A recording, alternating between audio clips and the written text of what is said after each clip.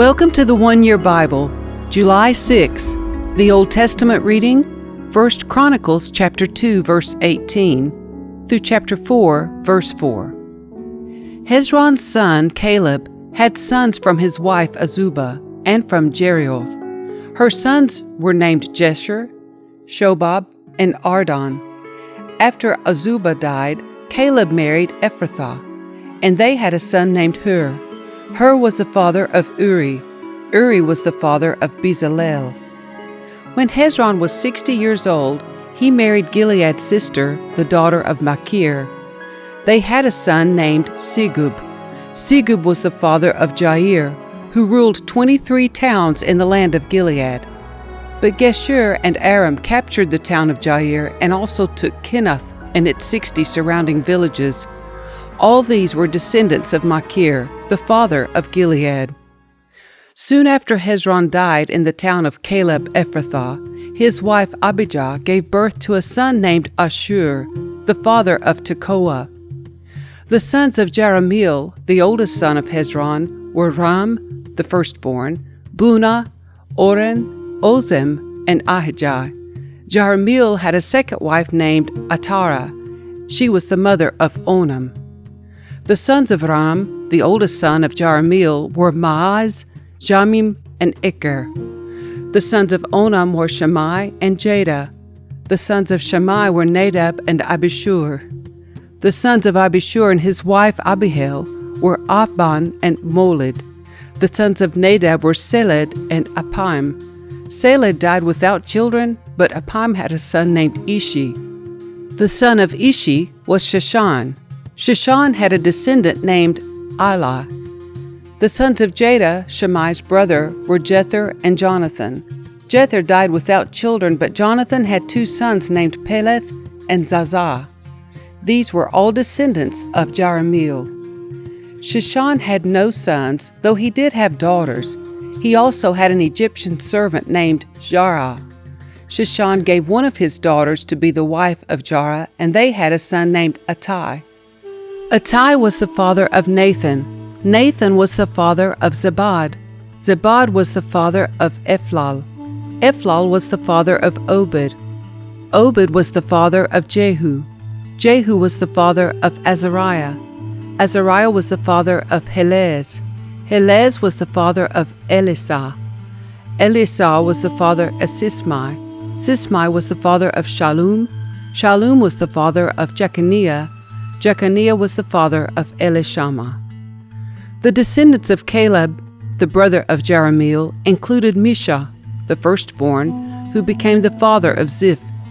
Caleb's descendants also included the sons of Merishah, the father of Hebron.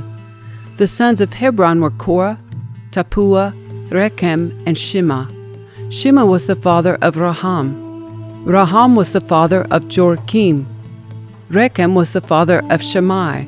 The son of Shammai was Maon. Maon was the father of Beth-zur. Caleb's concubine, Ephah, gave birth to Haran, Moza, and Gazez. Haran was the father of Gazez. The sons of Jahdai were Regem, Jotham, Geshan, Pelet, Ephah, and Shaaph. Another of Caleb's concubines, Maacah, gave birth to Sheber and Tirhana.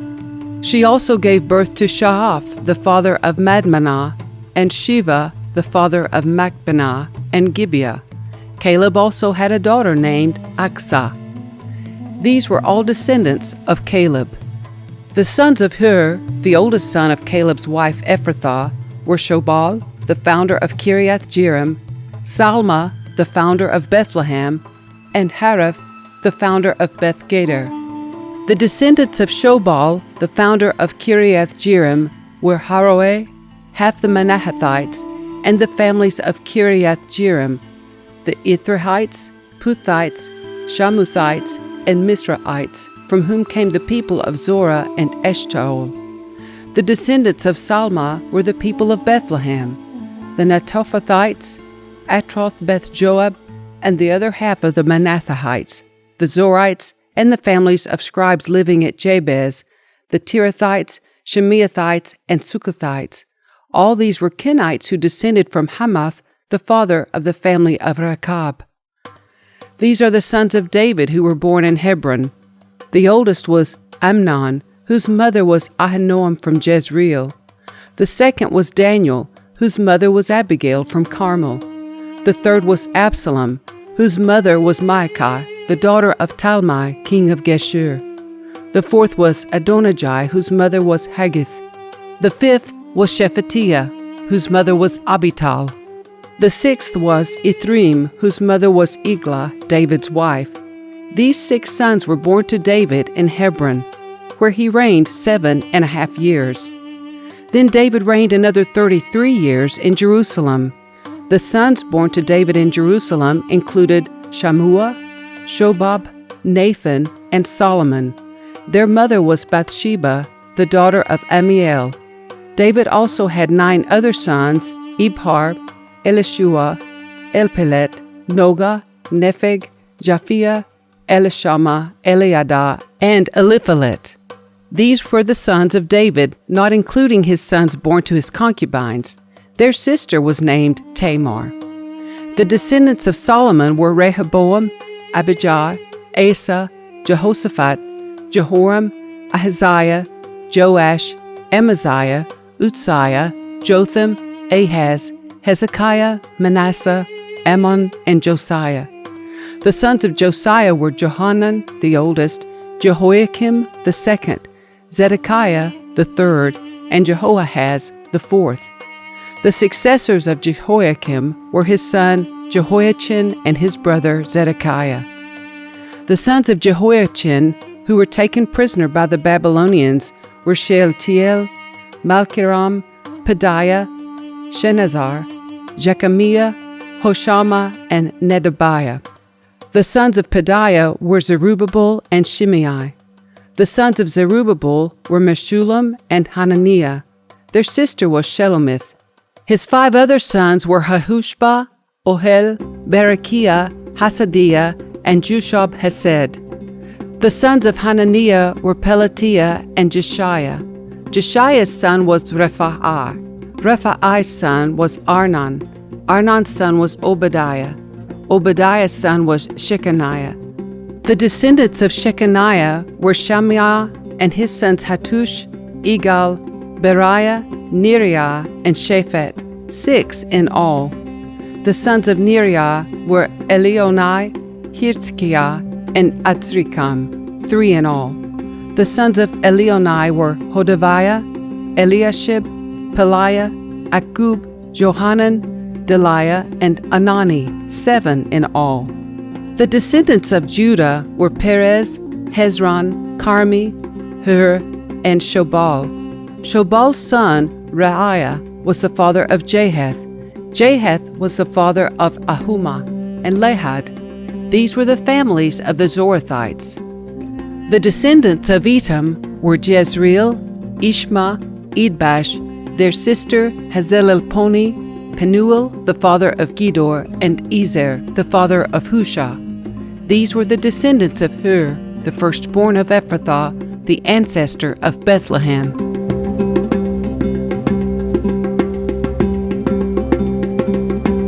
The New Testament reading, Acts chapter 24, verses 1 through 27. 5 days later, Ananias the high priest arrived with some of the Jewish elders and the lawyer Tertullus to present their case against Paul to the governor. When Paul was called in, Tertullus presented the charges against Paul in the following address to the governor. You have provided a long period of peace for us Jews, and with foresight have enacted reforms for us. For all of this, Your Excellency, we are very grateful to you.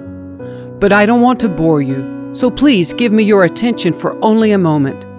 We have found this man to be a troublemaker who is constantly stirring up riots among the Jews all over the world. He is a ringleader of the cult known as the Nazarenes. Furthermore, he was trying to desecrate the temple when we arrested him. You can find out the truth of our accusations by examining him yourself. Then the other Jews chimed in, declaring that everything Tertullus said was true. The governor then motioned for Paul to speak. Paul said, I know, sir, that you have been a judge of Jewish affairs for many years, So I gladly present my defense before you. You can quickly discover that I arrived in Jerusalem no more than 12 days ago to worship at the temple. My accusers never found me arguing with anyone in the temple, nor stirring up a riot in any synagogue or on the streets of the city. These men cannot prove the things they accuse me of doing. But I admit that I follow the way, which they call a cult. I worship the God of our ancestors, and I firmly believe the Jewish law and everything written in the prophets. I have the same hope in God that these men have, that He will raise both the righteous and the unrighteous.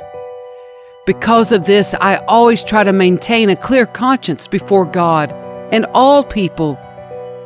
After several years away, I returned to Jerusalem with money to aid my people and to offer sacrifices to God. My accusers saw me in the temple as I was completing a purification ceremony. There was no crowd around me and no rioting, but some Jews from the province of Asia were there, and they ought to be here to bring charges if they have anything against me.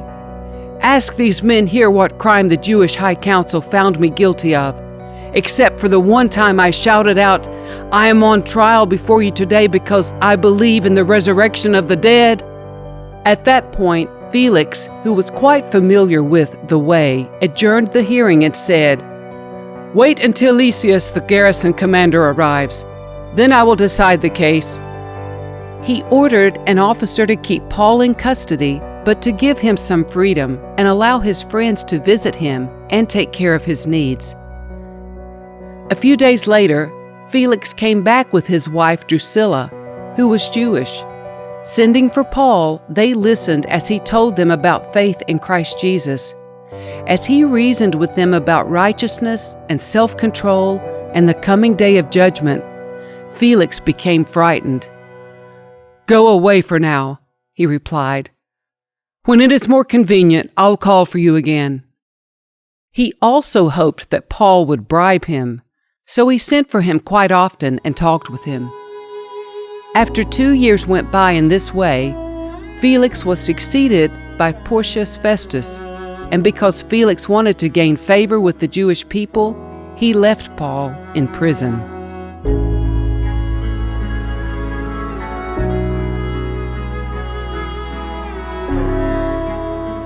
Psalm 4, verses 1 through 8.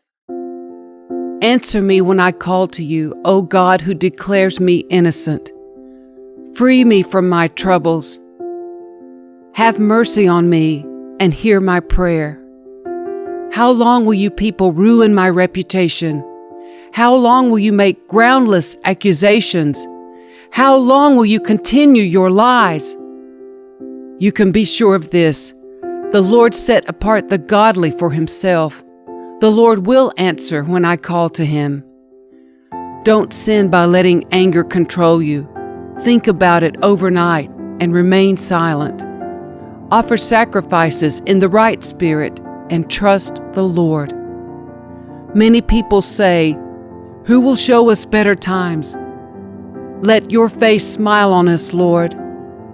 You have given me greater joy than those who have abundant harvests of grain and new wine. In peace I will lie down and sleep, for you alone, O Lord, will keep me safe. Proverbs 18, verses 16 through 18. Giving a gift can open doors. It gives access to important people. The first to speak in court sounds right until the cross-examination begins. Flipping a coin can end arguments. It settles disputes between powerful opponents.